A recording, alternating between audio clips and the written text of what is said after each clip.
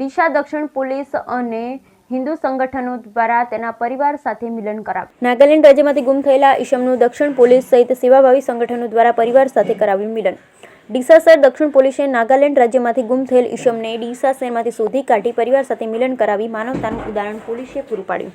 Bhuj range IG J R. Mothaliya તેમજ Banaskantha police અધિક્ષક અક્ષયરાજ મકવાણાએ ગુમ થનાર ઈસમોને શોધી કાઢવા સારું જરૂરી સૂચના અને માર્ગદર્શન કરતા ડીસા ડીવાયએસપી ડોક્ટર કુશલ આર ઓઝાના માર્ગદર્શન મુજબ આર.એસ. દેસાઈ પોલીસ ઇન્સ્પેક્ટર ડીસા શહેર દક્ષિણ તથા પોલીસ સ્ટાફ પેટ્રોલિંગમાં હતા। તે દરમિયાન રેલવે સ્ટેશન પાસે આવેલ અંબિકા સોમિલ પાસે એક ઈસમ ગંદા કપડાં પહેરી રોડ ઉપર ફરતો હોય, જેને લઈ સોમિલના માલિકને બોલાવી યુવકની માહિતી લઈ તેની પૂછપરછ કરતા નાગાલેન્ડ જવાનું વારંવાર તેની સ્થાનિક ભાષામાં બોલતો હોય અંબિકા સોમિલના માલિક જગદીશભાઈ પટેલ દ્વારા વોર્ડ નંબર 10 સદસ્ય ભદ્રેશભાઈ મેવાડને જાણ તેઓ ત્યાં પણ દોડી આવ્યા અને આ યુવક નાગાલેન્ડ રાજ્યનો હોવાનું જાણવા મળ્યું અને દિલ્હી ફરવા આવ્યો હતો અને બાદમાં રસ્તો ભૂલી જતા રેલવે ટ્રેન મારફતે ડીસા પહોંચ્યો હતો।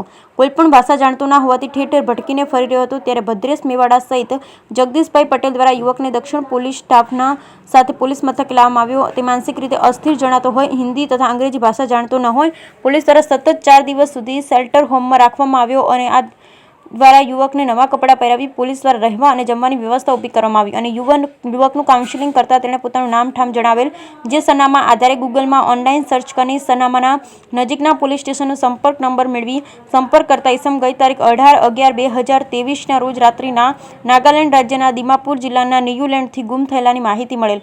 તે મુજબ થયેલ તે બાબતની ગુમ નોંધ નાગાલેન્ડ રાજ્યના દિમાપુર જિલ્લાના ન્યુલેન્ડ પોલીસ સ્ટેશન ખાતે દાખલ થયેલ હોય દક્ષિણ પોલીસે યુવકના પરિવારનો સંપર્ક કરતા યુવકનું નામ કિવીપુ હિયટો એપ્થો જાણવા મળ્યું। ત્યારે પરિવારને જાણ કરતા તેનો પરિવાર અમદાવાદ એરપોર્ટ ખાતે બોલાવી દક્ષિણ police station staff Bharatdan Gadhvi, Bharatbhai Chaudhary સહિત હિન્દુ યુવા સંગઠનના સંસ્થાપક નીતિનભાઈ સોની યુવકને લઈ અમદાવાદ એરપોર્ટ ખાતે પહોંચી યુવકને પરિવાર સાથે મિલન કરાવી પ્રશંસનીય કામગીરી કરી દક્ષિણ પોલીસ સહિત સેવાભાવી સંગઠનો હોદ્દેદારો માનવતાનું ઉદાહરણ પૂરું પાડ્યું।